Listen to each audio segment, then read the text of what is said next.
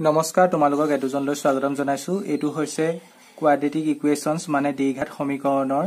part 6 তোমালোকে যি সকলে ইয়া আগৰ ভিডিও গিটা নাছোৱা ডেসক্ৰিপচনত লিংক পাবা চাই লোৱা তেতিয়া এবোৰ বুজিবলৈ সহজ হ'ব ঠিক আছে আৰু মই অসমীয়া ইংৰাজী মাধ্যমৰ দুইটাতে বুজাবলৈ চেষ্টা কৰিম যাতে দুইটা মাধ্যমৰ ছাত্ৰ ছাত্ৰীসকলে উপকৃত হয় আৰু তোমালোকে প্ৰপাৰ কাগজ কিতাপ লৈ ভিডিওটো চাবলৈ ষ্টাৰ্ট কৰিবা তেতিয়া বেছি লাভ হ'ব তোমালোকৰ ঠিক আছে আজি আমি পঢ়িম দ্বিঘাত সমীকৰণৰ মূল মানে ৰুটস অফ এ কোৱাড্ৰেটিক ইকুৱেশ্যন আমি আগৰ ভিডিওত পঢ়িছিলো দ্বিঘাত সমীকৰণৰ আদৰ্শ ৰূপটো কি আছিল ax² + bx + c = 0 এটো এটা কোৱাড্ৰেটিক ইকুৱেশ্যন কাৰণ এটো কেলে দ্বিঘাত সমীকৰণ বুলি কয় কাৰণ ইয়াৰ মাত্ৰা এবোৰ আমি আগতে পঢ়িছিলো ঠিক আছে ইয়াৰ ডিগ্ৰী কিমান 2 ঠিক আছে আমি জানো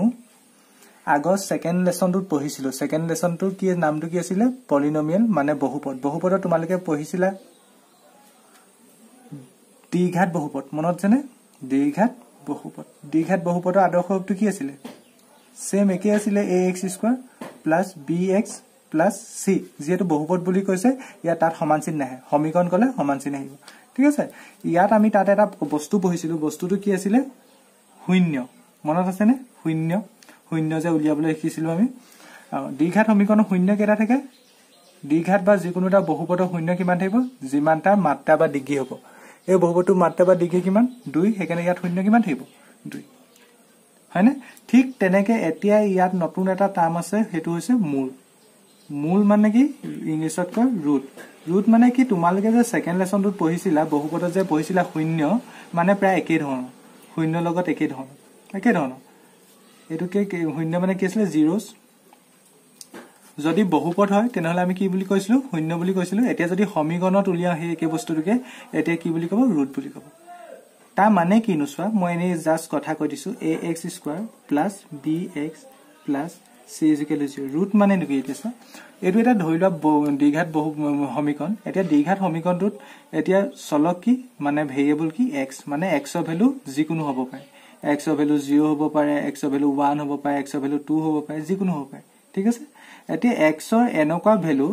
x ৰ আমি এনেকুৱা ভ্যালুবোৰ চাব লাগে যাৰ কাৰণে লেফট হ্যান্ড সাইডৰ লগত ৰাইট হ্যান্ড সাইড সমান হয় বা আনভাৱে ক'বলৈ গলে এইখিনি গুটেখিনি কিমান লব লাগিব 0 যেহেতু এখানে 0 আছে কথাটো বুজি পালা নাই যদি এইখিনি 0 লে তেনহলে এইখিনি সমান তাৰ left hand side right hand side সমান হৈছে মানে x ৰ এনেকুৱা ভ্যালু বিচাৰিব লাগিব যাতে লেফট হ্যান্ড সাইডৰ লগত ৰাইট হ্যান্ড সাইড সমান হয় আৰু সেই ভ্যালুবোৰকে কি বুলি ক'ব ৰুট বুলি ক'ব কি বুলি ক'ব ৰুট অসমীয়াত ক'লে মূল বুলি ক'ব আগৰ কনসেপ্টটো নিচিনা বহুপদ নিচিনা একে খালি বহুপদৰ আমি কৈছিলো শূন্য এতিয়া আমি কম কি মূল বুলি ক'ম মানে ৰুট বুলি ক'ম কথাটো বুজি পালানে এতিয়া মূল উলিওৱাৰ এটা প্ৰথম ইম্পৰ্টেন্ট পদ্ধতিটো হৈছে উৎপাদকীকৰণ পদ্ধতি বা কিছুমানে কয় উৎপাদক বিশ্লেষণ পদ্ধতি উৎপাদকীকৰণ পদ্ধতি ইংলিছত কি হ'ব এটো জানাই তোমালোকে ফেক্টৰাইজেচন মেথড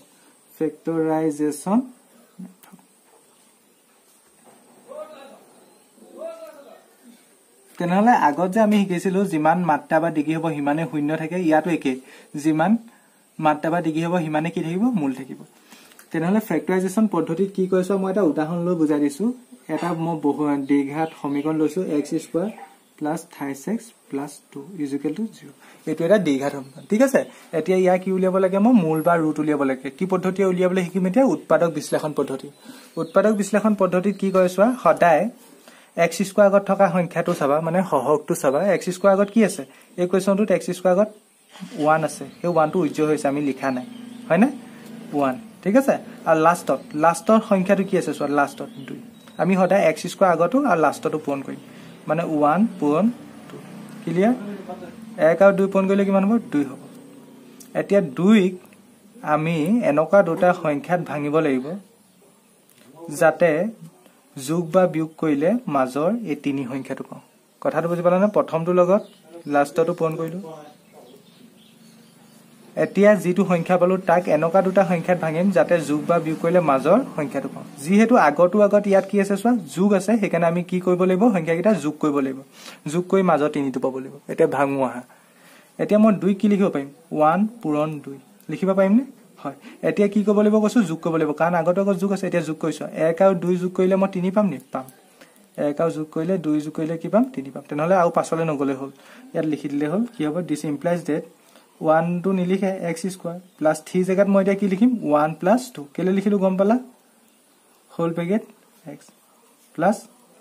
2 ইজ ইকুৱেল টু 0 এতিয়া চোৱা x স্কয়াৰ প্লাস 1 ৰ লগত এক্সপোন কৰিলে 1x হ'ব 1 টো নিলিখে ডাইৰেক্ট x প্লাস এ প্লাস 2 লগত এক্সপোন কৰিলে হ'ব twice x plus 2 is equal to 0 this implies that এই ইয়াত x কেটা আছে দুটা ইয়াত x এটা আছে মানে কমন কিমান আহিব এই দুটা পা x আহিব ইয়াত x এটা যদি কমন ন থাকি যাব দুটা আসলে x থাকি যাব প্লাস ইয়াত x আছিল x টো গুটেটো উলাই গুছি গলে মানে তাত কি থাকি যাব 1 থাকি যাব তাত কিমান থাকিব 1 থাকি যাব গুটে এটা বস্তু যদি সম্পূৰ্ণ গলাই যায় তা কি থাকিব হদা 1 থাকিব প্লাস ইয়াত কি আছে সয় ইয়াত আছে এটো কি আছে 2 আছে পূৰণ x আছে হয় না ইয়াত অকল 2 আছে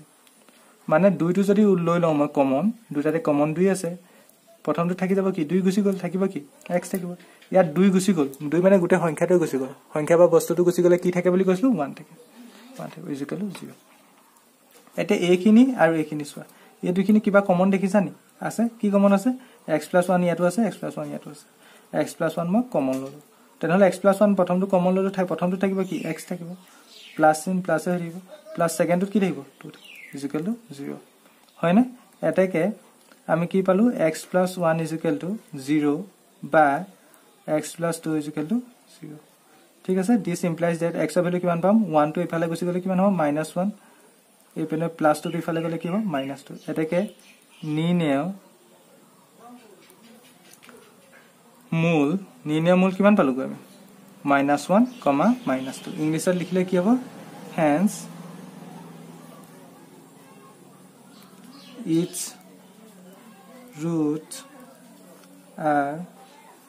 -1, -2 ঠিক আছে এটো বুজি পালা না এতিয়া মই উদাহৰণ 3 অংকটো কৈ দিম উদাহৰণ 3 টো কৈ দিম एग्जांपल 3 টো সোৱা एग्जांपल 3 টো কি কৈছে উৎপাদকীকৰণ পদ্ধতিয়ে twice x স্কয়াৰ -5x + 3 0 সমীকৰণটো মূল উলিওৱা এই সমীকৰণটো মূল উলিয়াব লাগে এতিয়া কইলো যে সেম প্ৰথম কি আছে সমীকৰণটো twice x স্কয়াৰ -5x + 3 লিখি লম আমি প্ৰথম তাৰ পাছত কি কৰিব লাগে কৈছিলো x স্কয়াৰ আগত থকাটো x স্কয়াৰ আগত এবা কি আছে 2 আছে আৰু কি পন কৰিব লাগে তাৰ লগত লাষ্টত কি আছে 3 2 আৰু 3 পন কৰিলে কিমান পাম 6 এডখলে ক্লিয়াৰ এতিয়া 6 টো কেনকা দুটা সংখ্যাত ভাঙিব লাগিব যাতে যোগ বা বিয়োগ কৰিলে মাজৰ 5 টো পাও ক্লিয়াৰ এতিয়া যোগ বা বিয়োগ কৰি কোনটো কৰিম কেনেকে গম পাম আগটো আগত কি চিনছে প্লাস আছে আগটো আগত কি চিনছে প্লাস আছে তেনেহলে আমি সংখ্যা কিটা কি কৰিব লাগিব যোগ কৰিব লাগিব যোগ কৰি কিমান বনাব লাগিব 5 বনাব লাগিব ক্লিয়াৰ এটা 6 মই কেনে লিখিব পাৰিম 1 পূৰণ 6 লিখিব পাৰিম নে এতিয়া যোগ কৰিব লাগিব যেটো 1 আৰু 6 যোগ কৰিলে কিমান পাম 7 মোক লাগে কিমান 5 নহব 6 কাউ কি লিখিব পাৰিম 2 পূৰণ 3 লিখিব পাৰিম নে 2 পূৰণ 3 এটা যোগ কৰিছা 2 আৰু 3 যোগ কৰিলে কেনে 5 পাম আৰু মোক লাগে কিমান 5 হ'ব তেনেহলে ইয়াত মই কি লিখিম twice x স্কয়াৰ যেহেতু এখিনি তোমালোকে জানা বুলি হৈছে এখানে মই কমান স্পিড বুজাইছো ঠিক আছে হোল ব্ৰেকেট 5 ৰ জায়গাত কি লিখিম মই 2 + 3 whole bracket x + 3 0 this implies that twice x square -2 লগত এক্সপোন কৰিলে twice x minus a plus a -3 লগত এক্সপোন কৰিলে twice x plus 3 0 এটা কমন সোৱা দুটা কে সোৱা প্ৰথম দুটা আছে 2 আছে x দুটা আছে ইয়াত 2 আছে x আছে মানে কমন কি হ'ব 2 টো আহিব ইয়াতো 2 আছে ইয়াতো 2 আছে লগত ইয়াত x দুটা আছে ইয়াত এটা আছে মানে x এটাও আহিব ইয়াত 2 গুছি গল 2 নাথাকে x দুটা আছে এটা গুছি গল থাকিব কিমান এটা x থাকিব মাইনাস twice x গুটে বস্তুটো গুছি গলে কিমান থাকে কলো 1 থাকে ঠিক আছে এতিয়া কমন কি মাইনাস ডাল মই ললো এতিয়া এই দুটাত কি কমন আছে 3 কমন আছে 3 টো যদি লৈ লও ইয়াত কি হৈ যাব x হৈ যাব হয় আৰু ইয়াত কি হৈ যাব মাইনাস হ'ব কেলে মাইনাস হ'ব তেতিয়াহে মাইনাসে কিমান হ'ব প্লাস হ'ব হয় না বা ইয়াত হলো কিমান আছে মাইনাস আছে কেনে ইয়াত কিমান হ'ব মাইনাস হ'ব ইয়াত 3 টো গুছি গল থাকিব কিমান 1 0 হদা এনেকে ভাঙিলে তলটো পা ওপৰটো পাব লাগে সোৱা পাইছা নাই twice x ৰ লগত এক্সপোন কৰিলে twice x square twice x ৰ লগত 1 পন কৰিলে twice x plus minus plus minus 3 লগত এক্সপোন কৰিলে twice x মাইনাস প্লাস 3 লগত 1 পন কৰিলে 3 ক্লিয়াৰ এতিয়া এইখিনি সোৱা এই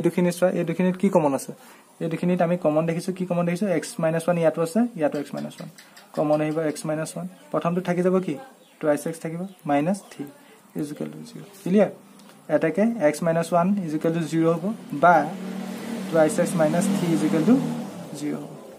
ইয়াত অ লিখিবা ইংলিশ মিডিয়ামে this implies that x value কিমান পালো 1 ইয়াত x value কিমান পাম প্ৰথম twice x value টো উলিয়ালো is equal to minus 3 ফালে গলে plus 3 this implies that x is equal to কি হ'ব 2 টো এপিনে পূৰণ হৈছে ফালে গলে হৰণ হ'ব x value কিমান পালো 1 আৰু 3/2 এটাকে নিৰ্ণয় মূল কিমান পালো 1, 3/2 therefore the hence its roots কি পালো 1, 3/2 আজি ভিডিওটো ইমানেই আছিল মই ইয়াৰ পিছত এক্সাৰসাইজ 4.2 ষ্টাৰ্ট কৰিম যি সকলে ভিডিওটো ভাল পালা চেনেলটো সাবস্ক্ৰাইব কৰিবা আৰু ভিডিওটো লাইক কৰিবা ধন্যবাদ